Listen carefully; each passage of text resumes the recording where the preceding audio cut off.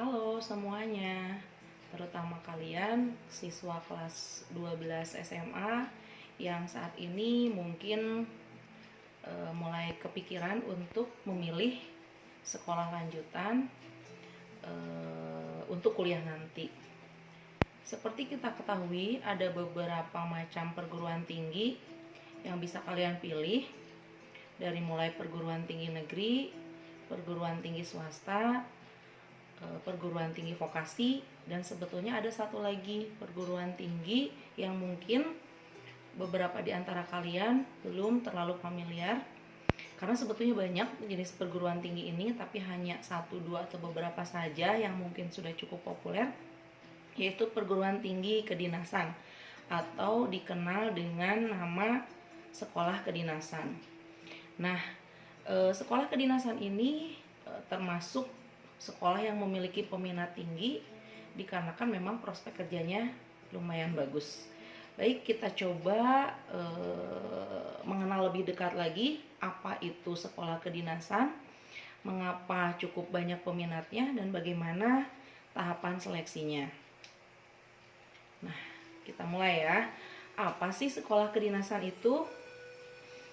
Nah, sekolah kedinasan di sini dikatakan sekumpulan perguruan tinggi negeri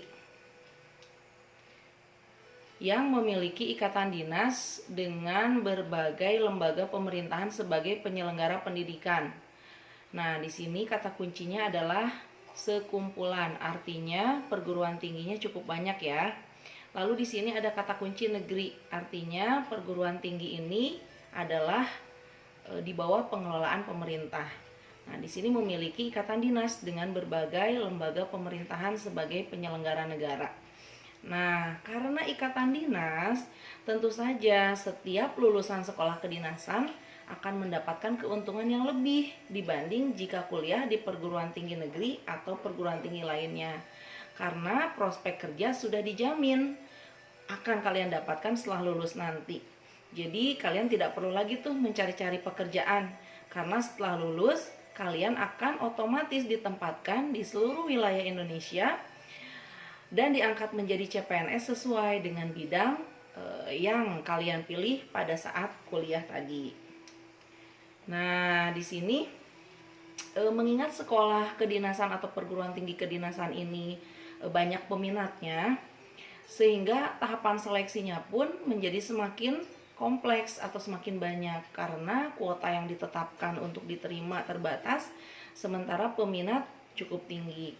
Selain tadi dijelaskan mengenai prospek kerja alumni lulusan sekolah kedinasan itu sudah lebih terjamin, satu kelebihan lagi adalah beberapa sekolah kedinasan tidak memungut biaya alias gratis, sehingga ini menjadi daya tawar bagi lulusan SMA untuk mencoba peruntungan mengikuti seleksi dalam sekolah kedinasan atau perguruan tinggi kedinasan. Nah, kita coba pelajari tahapan seleksinya apa saja sih yang ada di sekolah kedinasan. Nah, di sini ada 5, mulai dari pendaftaran, seleksi kompetensi dasar, seleksi kompetensi bidang, atau tes potensi akademik, tes kesehatan dan kebugaran, tes kesamaptaan, lalu psikotes dan wawancara. Kita pelajari satu-satu ya. Nah, yang pertama pendaftaran. Nah, untuk bisa menjadi mahasiswa di sekolah kedinasan, tentu saja kalian semua harus melakukan pendaftaran terlebih dahulu dan juga lolos seleksi pada tahap seleksi pendaftaran di sekolah kedinasan. Nah, pada tahun 2020 ini hanya 6 sekolah kedinasan saja yang membuka pendaftaran bagi mahasiswa praja, taruna ataupun taruni. Nah, kalian dapat memilih salah satu dari sekolah kedinasan tersebut. Keenam sekolah kedinasan tersebut diantaranya nih, ada Institut Pemerintahan Dalam Negeri atau IPDN yang lokasinya masih di wilayah Jawa Barat, yaitu di wilayah Jatinangor ya. Lalu yang kedua Politeknik Statistik, sebetulnya sekarang namanya sudah berganti menjadi STIS atau Sekolah Tinggi Ilmu Statistik. Ini ada berlokasi di daerah Jakarta. Lalu berikutnya ada Sekolah Tinggi Intelijen Negara nih, bagi kalian yang penasaran atau tertarik dengan dunia perintelijenan, mungkin yang terinspirasi oleh film-film bertema mata-mata Hollywood dan lain sebagainya nih, kalian bisa mencoba mendaftar masuk ke Sekolah Tinggi Intelijen Negara. Selanjutnya ada juga Politeknik Cyber dan Sandi Negara. Ini juga sama, berkenaan dengan kode-kode dan sandi rahasia, baik dunia cyber ataupun dunia digital maupun kode-kode lainnya. Nah, ini juga bagi yang tingkat penasarannya tinggi untuk mengetahui hal-hal yang perlu pemecahan, silahkan mencoba mendaftar di sini. Lalu ada Politeknik Ilmu Imigrasi dan Politeknik Ilmu Pemasyarakatan, nah, singkatannya Poltekip dan Poltekim. Lalu juga ada seleksi penerimaan calon taruna atau taruni atau disingkat SIPENCATAR di 18 sekolah tinggi yang berada di bawah naungan Kemenhub. Jadi kalian bisa lihat ya, walaupun di atas ini ditulis 6 sekolah kedinasan saja, ini sebetulnya untuk yang di bawah Kemenhub sendiri ada sampai 18 sekolah kedinasan, artinya 6 sekolah kedinasan di bawah 6 departemen yang menaunginya, lebih tepatnya seperti itu. Nah, ini yang paling penting nih. Tanggal pendaftaran sekolah kedinasan untuk tahun 2020 ini dilakukan antara tanggal 6 Juni hingga 23 Juni 2020. Artinya ini adalah jadwal pendaftaran untuk kakak-kakak kelas kalian ya, yang tahun kemarin baru lulus. Artinya kalian tahun depan 2021 itu bersiap-siap di sekitar tanggal-tanggal ini, gitu ya. Nah, lalu tahapan seleksi yang kedua di sini dikatakan seleksi kompetensi dasar. Nah, seleksi kompetensi dasar itu secara umum adalah seleksi yang mengukur kemampuan dasar calon taruna atau taruni. Nah, diselenggarakan dengan sistem CAT atau Computer Assigned Test. Nah, tahapan ini atau seleksi ini atau tes ini kurang lebih sama baik dari segi jenis soal maupun tingkat kesulitan dengan tes masuk CPNS. Nah, terdiri dari berbagai komponen. Yang pertama, tes wawasan kebangsaan.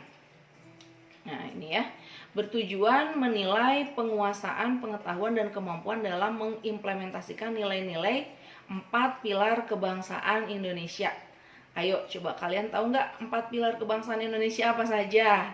Nah, dari mulai sekarang harus cari tahu ya, karena ini salah satu komponen dari tes SKD ini atau seleksi SKD ini.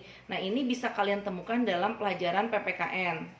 Ayo, mulai sekarang dibuka-buka lagi bukunya, juga mungkin dalam pelajaran sejarah Indonesia. Nah, coba dicari tahu di situ ya. Lalu yang kedua ada tes intelijensi umum. TIU, bertujuan untuk menilai tingkat inteligensi yang dimiliki peserta tes dalam analisa numerik, verbal, berpikir logis, dan analitis. Jadi jenis soalnya kurang lebih seperti jenis soal matematika dasar, bisa juga soal-soal jenis verbal atau kebahasaan, atau bisa jadi berupa kumpulan soal cerita, tetapi sebetulnya yang diukur adalah kemampuan berpikir logis dan analitis dari peserta tes. Dan yang terakhir di sini di seleksi kompetensi dasar ini ada tes karakteristik pribadi. Ini merupakan tes psikologi yang meneliti berbagai aspek, termasuk di dalamnya aspek kognitif atau kemampuan berpikir dan juga aspek emosi, kepekaan, rasa. Seperti itu kurang lebih ya. Nah, seleksi yang ketiga di sini ada seleksi kompetensi bidang atau disingkat SKB atau disebut juga mungkin yang lebih terkenal ini nama lainnya yaitu tes potensi akademik atau TPA. Artinya saat kalian akan memasuki sebuah lembaga yang menyelenggarakan yang mengharuskan kalian mengikuti tes, rata-rata tes potensi akademik ini dilakukan seperti itu ya. Hanya saja di sini dikatakan untuk tes SKB atau TPA ini tidak semua sekolah tinggi kedinasan menyelenggarakan jenis tes ini. Jadi kembali kebijakan tergantung pada sekolah kedinasan atau perguruan tinggi kedinasan masing-masing. Artinya belum tentu semua sekolah kedinasan memberlakukan atau mewajibkan harus ada tes seperti ini. Nah, di sini untuk tahun 2020 dari 6 sekolah kedinasan di bawah 6 departemen dalam pemerintahan Indonesia yang menerapkan SKB atau TPA itu ada Politeknik Statistika atau STIS. Yang kedua adalah Politeknik Cyber dan Sandi Negara ini ya.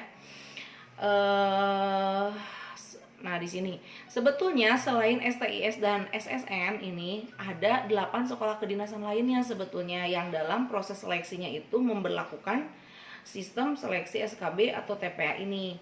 Hanya berhubung sekolah kedinasan lain selain yang dua ini tidak membuka pendaftaran di tahun 2020 dikarenakan adanya pandemi COVID-19 ini, sehingga jadi hanya 2 sekolah tinggi kedinasan ini saja yang pada tahun 2020 menyelenggarakan tes SKB atau TPA itu ya. Nah, mudah-mudahan di tahun 2021 peluang untuk kalian semua seluruh perguruan tinggi kedinasan atau sekolah kedinasan membuka penerimaan mahasiswa baru sehingga peluang untuk kalian juga menjadi semakin besar ya. Nah, yang keempat, tes kesehatan dan kebugaran. Nah, salah satu ciri seleksi masuk sekolah kedinasan adalah adanya tes kesehatan atau kebugaran. Nah, di sini setiap sekolah kedinasan memiliki aturan atau kriteria yang berbeda-beda gitu ya. Artinya mungkin hanya cukup sampai tes kesehatan saja, tapi ada juga yang secara fisik memang harus bugar dengan tinggi badan, berat badan ideal dan lain sebagainya. Nah, tapi secara umum nih ada beberapa aspek yang diukur dalam tes kesehatan dan kebugaran ini. Yang pertama ada anamnesis, yaitu penjelasan tentang riwayat penyakit baik diri sendiri maupun keluarga yang saat ini atau sebelumnya pernah diderita, termasuk penyakit yang sifatnya diturunkan seperti asma, hipertensi dan sebagainya gitu ya.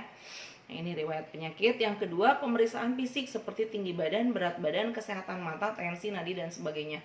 Karena beberapa sekolah kedinasan memang mempersyaratkan tinggi badan, berat badan ideal, misalnya Akademi Kepolisian, Akmil, sekolah pilot dan lain sebagainya itu wajib memenuhi kriteria tinggi badan, berat badan yang dipersyaratkan.